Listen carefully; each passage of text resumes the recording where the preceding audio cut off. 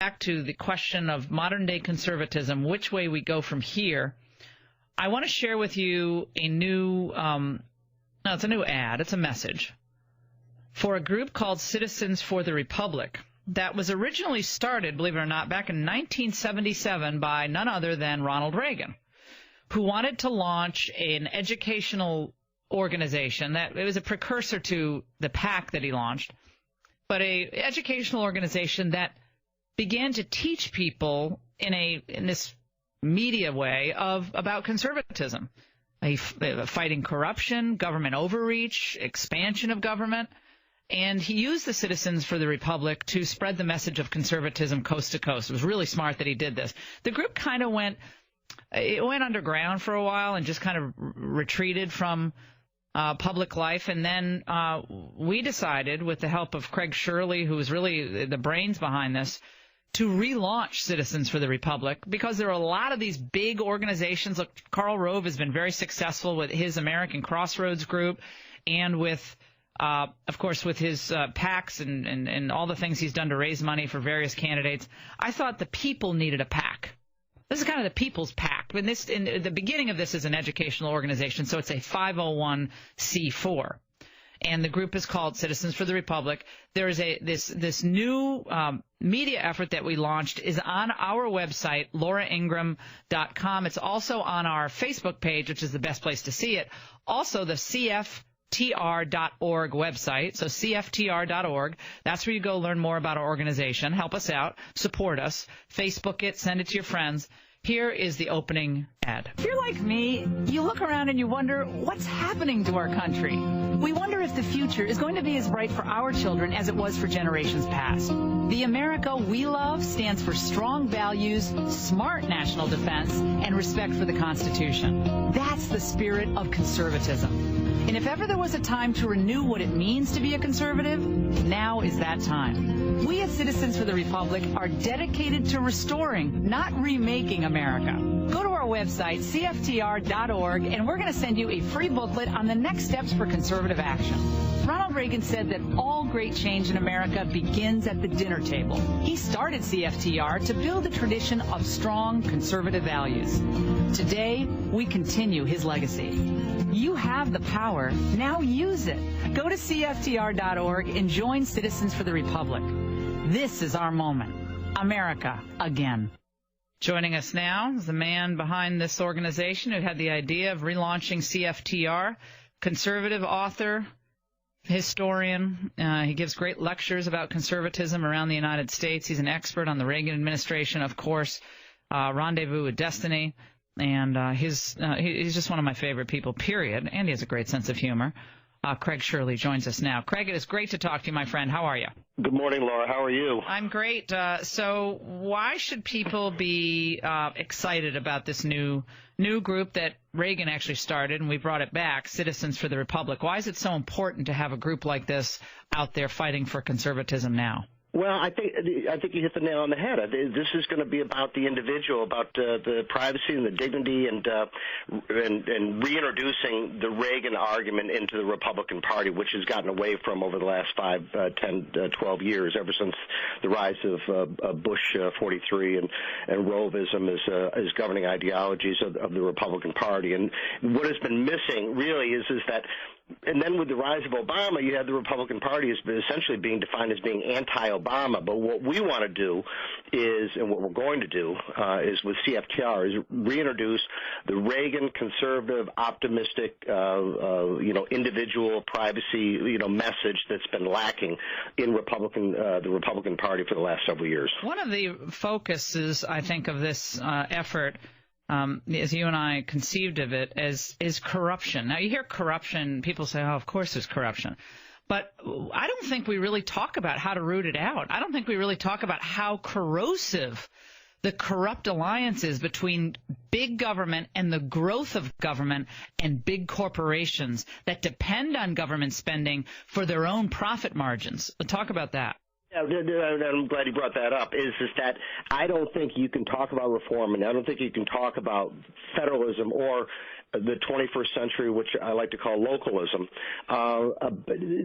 without talking about the rampant corruption that goes on in Washington every day. You can throw a dart in any direction in Washington and hit a corrupt bureaucrat or a corrupt K Street lobbyist. Is that it is endemic, it's systemic, it is all over the place, and it really is that it had a paralyzing effect on government's ability to get anything done, simply because there's so much money, there's so many people involved, there's so many, there's so much corruption involved that we've just frozen. Washington doesn't get anything done, and that really what we need to do is start rooting out, and it would make a very good reform message for the Republican Party to reintroduce federalism into the debate. And local solutions. Everybody talks about reform in Washington, but we've seen how difficult it is to reform Washington, whether it's the Medicare, Medicaid, Social Security, immigration. When I say reform, I mean compel enforcement.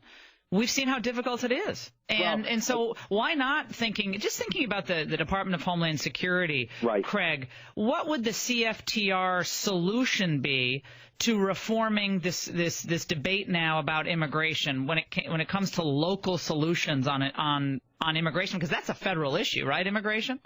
Yes, it's definitely a federal issue, although I think that there are state arguments that can be advanced, at least tested or at least looked at. In 1941, after the Japanese attack on Pearl Harbor, FDR, even though he had grown government massively through the New Deal, had realizes that that people just walking in and enlisting was not going to be enough to build the multi-million man army that was going to be needed to defeat the Nazis and the Empire of Japan, so they needed to go to a draft. But they couldn't the country was too big and too vast, so they went to draft boards. And so typically there were thousands of draft boards made up of a local religious leader, a local businessman, a local civic leader, and they would review qualified young applicants or qualified young individuals, somewhere between the ages of 18 and 21 or older, and classify them as, 1F, 2F, 3F, 4F, whatever, 1C or whatever. And then they would go into the military if they were qualified as 1C. And I think too is that there might be a local role for immigration to be played out here. Yeah, and I think what we're seeing with Texas taking enforcement matters into their own hands. I mean, the border states, they could get federal money to do their own enforcement, just like we want local control over education and educational standards. Man, the states have a vested interest in doing it right, I would think. So we could think about that, breaking up the Department of Homeland Security into more manageable pieces. This thing is a disaster. At, I think, $60 billion its budget last year. I would not have a whole department of Department of Homeland Security. It's unmanageable the way it is, and I don't think we can say border enforcement has gotten any better since we've had Department of Homeland Security. No, I think, in fact, it's gotten worse. It's kind of ironic, isn't it, that the Department of Homeland Security is housed at St. Elizabeth's Hospital, which was the former mental institution in Washington, D.C. Yeah, good point. Yeah, right. And how much money have they lost in those leases? Billions, and years behind schedule in building their new bureaucracy. And meanwhile, they've spent $2 million trying to figure out why morale is so low at Department of Homeland Security. I can tell you why the morale is low, because it's a terrible place to work. And the hundreds of thousands of square feet of office space that was never used, right. But we're paying for it. It's just sitting empty in Southwest Washington. Southwest Washington has acres of Homeland Security leases, and that stuff, nobody talks about it. You don't hear any Republican candidates talking about it. And I think that is a winner argument of the bloat of Washington has got to be cut back. And you noticed something at CPAC, then we'll let you go. None of these people talked about cutting, actually specific cuts in spending in Washington at CPAC, specific cuts. No, isn't that interesting? Let me just say, I think that I've been going to CPAC since you were probably knee-high to a grasshopper back in the 70s. And with the exception of those years when Reagan was going, this is the most, or one of the most, visually and politically interesting events they've ever put on. I was very, very impressed with it. And it wasn't the organizers' fault, but none of the candidates, to my mind, talked about actual cuts in federal spending. spending, which has always been a touchstone, an important issue of conservative orthodoxy in the Republican Party. You know, it was in the platform. We were going to eliminate the Department of Energy. We were going to eliminate the Department of Education. You know, what happened to actual cuts in federal spending? Because nobody talked about it at CPAC. No one did. Finally, Matthew Dowd was on the panel with me on This Week on ABC, and he's kind of a middle-of-the-road or maybe liberal Republican.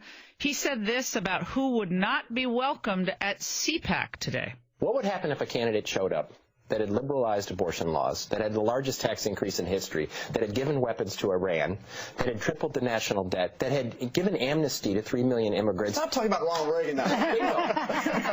What would happen if Ronald Reagan, with that record, had shown up at this conference? He would have been booed. Absolutely. The main thing Ronald Reagan was a great pragmatist, and he that's not what you guys were saying about Reagan. About we bring it back to the present day. I just want to ask you. But he would have understood that these people are here and are going to be voting. No. Craig, your reaction to that little... I don't know, Mr. Dowd. I would say that was probably the equivalent of a second grader's education as far as the knowledge and understanding of Ronald Reagan and the career of Ronald Reagan. It was much more. You just can't cherry pick a couple issues and then make the ridiculous argument that Reagan was somehow a liberal, because it just doesn't. I mean, it's laughable.